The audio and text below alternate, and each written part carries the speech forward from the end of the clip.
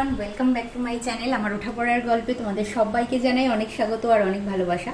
আজ হচ্ছে জ্যৈষ্ঠী পূর্ণিমা। প্রত্যেক পূর্ণিমায় যেরকমভাবে আমাদের বাড়িতে নারায়ণ পুজো হয়, আজকেও বিকেলবেলায় 6:30টার দিকে আমাদের বাড়িতে পুরোহিত মশাই আসবেন এবং নারায়ণ পুজো হবে, সঙ্গে মা লক্ষ্মীরও পুজো হবে। এখন বাজে বেলা 11টা। আমি স্নান টান করে চলে এসেছি, এখন পুজো দেবো। তার আগে আজকে সকালবেলায় সমস্ত জোগাড় করে এনেছি, কেন কালকে না আমার আর মায়ের দুজনেরই শরীরটা ভীষণ খারাপ ছিল, তো আমরা করতে পারিনি। আর তার আগের দিন আমরা গেছিলাম একজনের বাড়িতে, তো সেখানে অনেকটা টাইম স্পেন্ড করেছি, তো সেই জন্য আমাদের আর এই দুদিনে আর কোনো সময় হয়ে ওঠেনি। আজকে আমি সমস্ত সকালে বাজার করেছি, চলো তোমাদেরকে একজনের একটু দেখিয়ে দিই, কিছু কিছু জিনিস দেখাবো।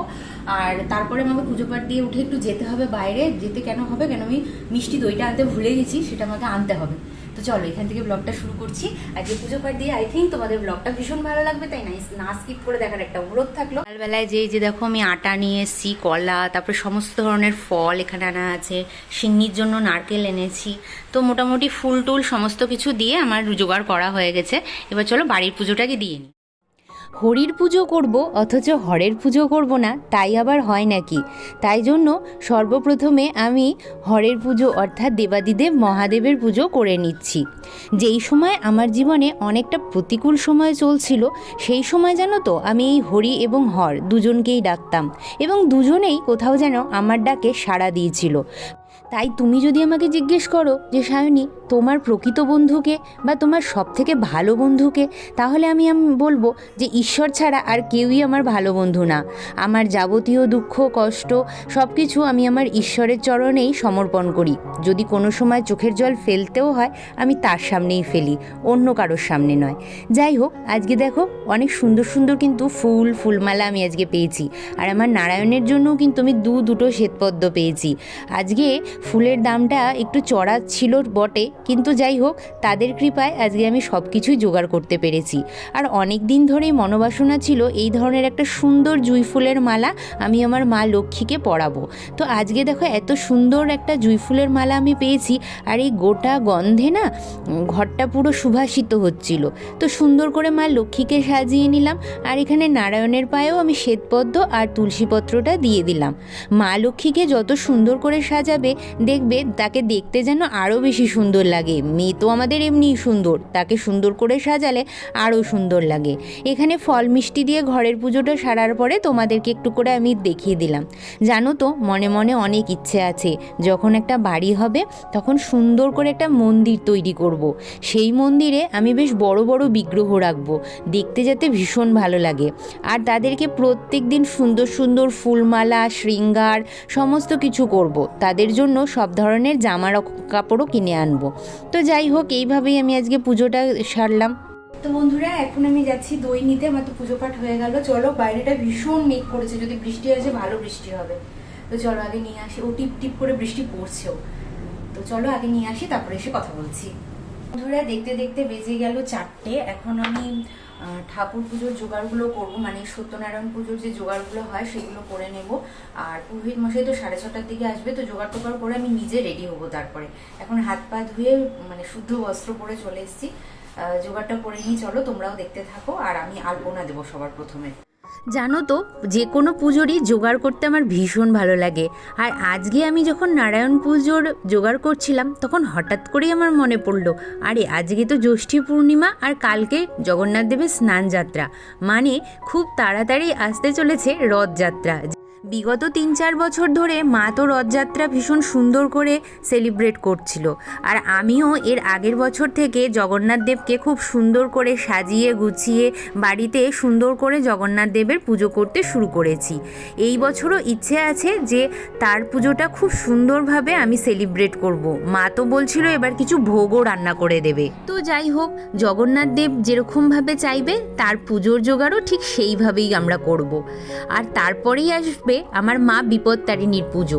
বিগত 2 বছর হলো বাড়িতে বিপত্তারিণী মায়ের পুজো হয়। আর এর আগের বছর তো পুরোহিত মশাইকে দিয়ে খুব ধুমধামে আমাদের বাড়িতে ঘট পেতে মায়ের পুজো হয়েছে। এই কথাগুলো মনে করলেই মনে কেমন যেন খুশি আর আনন্দে ভরে ওঠে। আর তারপরেই আবার আসবে গুরু পূর্ণিমার পুজো। কি সুন্দর না, সারাটা বছর আমরা পুজো পাঠ নিয়েই কাটিয়ে দেব। ভগবানের চরণে যদি নিজেকে রাখো, দেখবে সব থেকে বেশি শান্তি তুমিই পাবে। আর বাইরের লোক কি বলল না বলল, আমাদের সম্বন্ধে কি ভাবলো না ভাবলো, তা দিয়ে আমাদের কি যায় আসে বলো তো? যেখানে ঈশ্বর আমাদেরকে এত কাছে টেনে নিয়েছে, আমরা কেন বাইরের লোকের কথার উপরে পড়ে থাকবো? হ্যাঁ, বাইরের যে জগৎটা ঈর্ষা হিংসাতেই ভর্তি। তারা তো আমাদেরকে ভালো মন্দ কিছু বলতেই পারে, ওই সব নিয়ে মন খারাপ করে থাকলে চলে নাকি? যাই হোক, তোমাদের সঙ্গে কথা বলতে বলতে এখানে দেখো আমি 5 রকমের ফল সাজিয়ে নিচ্ছি। আর জানো তো, খুব ইচ্ছে আছে যেভাবে আমরা পূর্ণিমার পুজো করি সেইভাবে আমরা অমাবস্যারও পুজো করব। এটা অবশ্য আমার মনের ইচ্ছে। আমার বাড়িতে যে পুজো পাঠগুলো তোমরা দেখো, সেগুলোর মধ্যে শুধুমাত্র লক্ষ্মী পুজো আর সরস্বতী পুজো ছাড়া একটাও কিন্তু আমার বংশের পুজো না। কিন্তু ওই আর কি, ভগবানকে মানতে মানতে আর তার প্রতি আস্থা রাখতে রাখতে প্রায় 12 মাসে 13 পার্বণের প্রত্যেকটা পুজোই আমাদের বাড়িতে হয়ে থাকে। যেমন এই দেখো না, জগন্নাথ দেবের পুজো অর্থাৎ রথযাত্রার পুজো, তারপরেই আসে মা বিপত্তারিণীর পুজো। এই রকম করতে করতে সমস্ত পুজোই আমাদের বাড়িতে কিন্তু সেলিব্রেট হয়। আর তারপরে অগ্রহায়ণ মাসে আসে আমার ইতু মায়ের পুজো। দীর্ঘ 1 মাস ব্যাপী আমি মাকে ঘরে রাখি আর খুব সুন্দর করে তার পুজো করার চেষ্টা করি। জানি না কতটুকুন সুন্দর হয়, কিন্তু ওই আর কি, মায়ের দয়ায় সব কিছুই জোগাড়ও হয়ে যায় আর খুব সুন্দরভাবে পুজো হয়। তবে একটাই আমার মনে কষ্ট, যে মাকে আমি আমার ঘরের মধ্যেই রাখি। মায়ের যে কোনো ঘট কিন্তু পাততে হয় হয় বাইরে উঠোনে, না হলে ছাদে, আর যাদের একদমই জায়গা কম থাকে তারা ব্যালকনিতে। কিন্তু বলতে হয় না, আমার এর মধ্যে কোনোটাই এখনও নেই, তাই মাকে আমি আমার ঠাকুর আসনের পাশেই পেতে রাখি। যাই হোক, মা যদি কোনো দিন বাড়ি দেয় অবশ্যই হবে। এখানে আমি 5 রকমের মিষ্টি নারায়ণের জন্য সাজিয়ে নিলাম। আর এখানে দেখো, ওই যে দই আনতে ভুলে গেছিলাম বললাম না, তাই এই ছোট খুঁড়িটাতে দই নিয়ে আসলাম। কেন কি পুরোহিত মশাই প্রত্যেকবারই আমাকে বলে যে সায়নী, তুমি কিছু না হলেও একটা ছোট্ট খুঁড়িতে দই আনবে, কেন কি মিষ্টির সাথে দই দিতে হয় ঠাকুরকে। আর জানো তো, আমাদের বাড়িতে মানে যখন আমরা বালুরঘাটে থাকতাম তখন কিন্তু এরকমভাবে এক্সট্রা দই দিতে কোনো পুরোহিত মশাই বলতেন না। তো তার জন্য আমরা দই দিতামও না, আর সেই অভ্যাসটাও আমার আসলে ছিল না। যাই হোক, তোমরা কারা কারা এই জ্যৈষ্ঠী পূর্ণিমাতে পুজো করলে বা প্রত্যেক পূর্ণিমাতে পুজো করছো, সেটা কিন্তু আমাকে অবশ্যই জানাবে। ছোট করেই করো আর বড় করেই করো, সবটাই আমাকে জানাবে। আর কে কোথা থেকে আমার ভিডিওটা দেখছো অবশ্যই কিন্তু আমাকে জানিও। এই সমস্ত কমেন্ট পড়তে আমার ভীষণ ভালো লাগে। আর তোমাদেরকে তো আমি কমিউনিটিতে এর আগে দিয়েও ছিলাম। যাই হোক, ওঠাপড়ার গল্পের ভিডিও সত্যি কথা বলতে কি 2 দিন 3 দিন 4 দিন পর পর আসে তোমাদের জন্য। তবে আমি চেষ্টা করি যে তোমাদেরকে যখনই যেই ব্লগটা দিই না কেন, তাতে যেন একটু পুজো পাঠের হালকা ছোঁয়া থাকে, যেটা তোমাদের দেখতে ভীষণ ভালো লাগে। আর হ্যাঁ, ডেলি লাইফস্টাইল ব্লগও আমি দেব, সেটা নিয়েও তোমরা চিন্তা করো না। তবে কি, আমার সমস্ত বন্ধুরা যেটা বেশি পছন্দ করে সেটার দিকে তো একটু খেয়াল রাখতেই হবে। যাই হোক, তোমাদের সঙ্গে কথা বলতে বলতে এখানে আমি কিছু ফল কুচিয়েও নিলাম। জানো তো, এর আগের বছর না বিপত্তারিণী পুজোর আগে প্রচুর বৃষ্টি হয়েছিল, তবে এবারের অবস্থা দেখো, খালি মেঘ করে আসছে কিন্তু একটুকু বৃষ্টি হচ্ছে না। গরমে যেন একদম হাঁসফাঁস অবস্থা। আর জানো তো, এবার একটা ভালো জিনিস হয়েছে, এবার জ্যৈষ্ঠী পূর্ণিমা শুক্রবার পড়েছিল।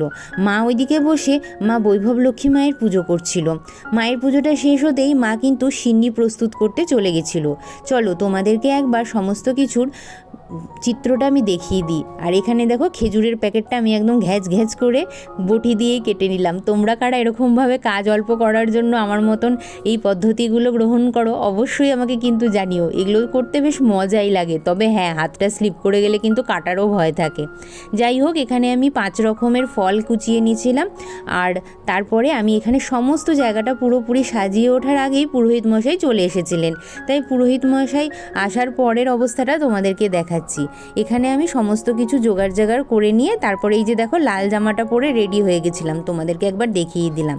আর এইদিকে দেখো, শালগ্রাম শিলা আমার বাড়িতে চলে এসছে আর সম্পূর্ণটা আমি সুন্দর করে সাজিয়ে নিয়েছি। চলো একবার তোমাদেরকেও সেই দৃশ্যটা দেখিয়ে দিই।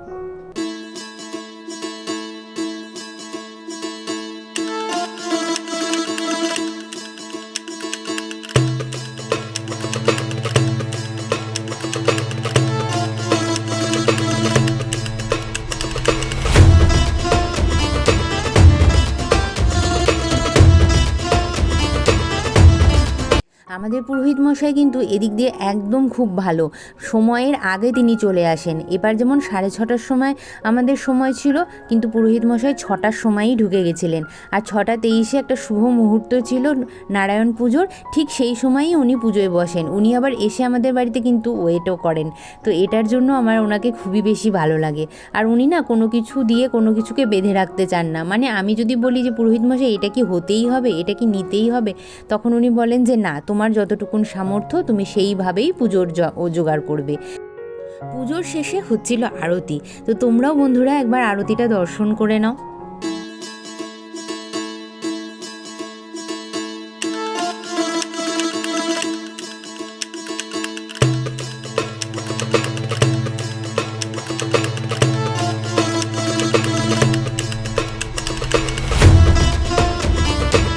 পুজো হয়ে গেছে, এবার ভোগ বিতরণের পালা।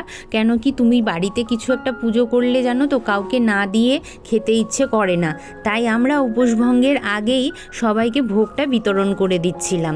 ওই আশেপাশে যে কজন আছে সবাইকে একটু ফল, মিষ্টি, সিন্নি এই সমস্ত দিয়ে ভোগ দিচ্ছিলাম। প্রত্যেকবারই আমরা এইভাবেই করে থাকি। তো আমি আর মা দুজনে মিলেই প্লেট সাজাচ্ছিলাম। দুজনে মিলে কাজ করলে আর কি হয় বলো তো, কোনো কিছু ভুল হলে মা দেখে বলে দিতে পারে যে তুই এটা দিয়েছিস, সেটা দিসনি, এর প্লেটে এটা গেছে, ওর প্লেটে ওটা যায়নি। সেটাতে নিজের ভুলটা শুধরেও নেওয়া যায় আর কাজটাও একটু তাড়াতাড়ি হয়। আর মা মেয়ের এই বন্ডিংটাই তো সব কিছু, তাই না বলো? আমরা যারা মা মেয়েরা আছি তারা কিন্তু এই বন্ডিংয়েই চলি। হ্যাঁ, অনেক সময় অনেকের শাশুড়ি মায়ের সঙ্গেও সুন্দর বন্ডিং থাকে, সেটাও খুব ভালো। তো এইভাবেই আমরা কিন্তু বাড়িতে কাজ করে থাকি। আর নারায়ণের সিন্নি তো বলেই যে সবাইকে বিতরণ করে তারপরে নিজে গ্রহণ করো, কখনোই সিন্নি নষ্ট করো না, এমনকি মেঝেতে পড়ে গেলেও সেটা কিন্তু চেটে খাও। এইটা ব্রতকথা বা পাঁচালীর বইয়েই লেখা থাকে। তো যাই হোক, সেইভাবেই আমরা চেষ্টা করি যে সবার মধ্যে বিতরণ করতে। আর ঈশ্বর তো শুধু আমার একার নন, ঈশ্বর তো সবার, প্রভু তো সবার বাবা, আমার তো একার নন বলো। তাই তার উপরে অধিকার সবার, তার উপরে যেমন অধিকার সবার, ঠিক তার ভোগের উপরেও অধিকার সবার। সারাদিন পরিশ্রমের পরে আমি তো শুয়ে প্রায় ঘুমিয়েই গেছিলাম। এদিকে ঘুম থেকে উঠে দেখি মা লুচি আর আলুর দম বানিয়ে ফেলেছে। আমার চোখে দেখা আমার মা হচ্ছে শ্রেষ্ঠ নারী। কেন কি, যে এত কাজ করার পরেও এটা পারবো না, ওটা হচ্ছে না, ওটা করতে পারছি না, এরকম কোনো কথা তার মুখে আমি কোনো দিন শুনিনি। অক্লান্ত পরিশ্রম করার পরেও তার মুখে একটা সুন্দর হাসি তুমি সবসময় দেখতে পারবে। আসলে আমাদের সকলের মারাই বোধহয় এই ধরনের, কোনো সময়ই তারা কাজ করে ক্লান্ত হয় না।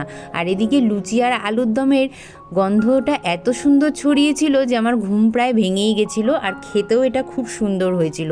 তোমাদেরকে যদি একটু খাওয়াতে পারতাম আমার ভীষণ ভালো লাগতো। যাই হোক, ক্লান্ত শরীরে এই খাবারটা কিন্তু খুব ভালো লাগছিল। আর সারাদিন উপোসের পরে এটা অমৃত বলে মনে হচ্ছিল। তোমাদের সকলের মারাই এইরকম কর্মঠ আমি জানি। আর প্রত্যেকটা মাই বোধহয় এই ধরনেরই হয়। তো চলো বন্ধুরা, আর শরীরে এক ফোঁটা শক্তি নেই, আজকে এখানেই তোমাদেরকে টাটা বলবো। কেমন লাগলো ভিডিওটা অবশ্যই লিখে জানিও। ভিডিওটি ভালো লাগলে লাইক শেয়ার করতে ভুলো না, কমেন্ট করে আমাকে জানিও। আর যে সমস্ত বন্ধুরা আজকে আমাকে নতুন দেখছো তারা প্লিজ সাবস্ক্রাইব করে আমার চ্যানেলের পাশে থেকো, আমার পাশে থেকো। আর হ্যাঁ, তোমরা কারা কারা কোথা থেকে দেখছো অবশ্যই আমার কমেন্টে লিখে জানিও। আর কারা কারা পূর্ণিমা আর অমাবস্যাতে পুজো করো সেটাও কিন্তু আমাকে লিখে জানাতে পারো। চলো আজকের মতন এখানেই শেষ করছি।